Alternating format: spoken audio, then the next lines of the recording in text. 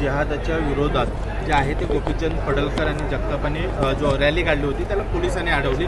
मुंबईची देखील घटना ताजी आहे, काय पाहता याच्याकडे? एक लक्षात घ्या, सरकार हिंदुत्ववादी विचाराचं असले तरी काही घटना या सरकारमध्ये बसलेले जे काही मोजके अधिकारी आहेत, जे आमची सरकारचीच बदनामी करतायत, पोलीस खात्याची बदनामी करतायत, जिहाद्यांना मदत करतायत, त्यांना संध्याकाळची बिर्याणी जरा जास्तच आवडते हां, त्याच्यामुळे गोपीचंद पडळकर जी असतील, जगताप असतील आणि बाकी आमचे हिंदुत्ववादी विचाराचे कार्यकर्ते रस्त्यावर उतरून आमच्या हिंदुत्वाची सरकारला बदनाम करणारे हे जे काही सडके आंबे आहेत, हे जे काही जिहादी यांना मदत करणारे जे अधिकारी आहेत त्यांच्या विरुद्ध आवाज उचलत आहेत। मला आज पोलिसांनी थांबवलं असलं तरी जिहादच्या विरोधात आम्ही कुठेही आमची लढाई कमी करणार नाही, धार कमी करणार नाही।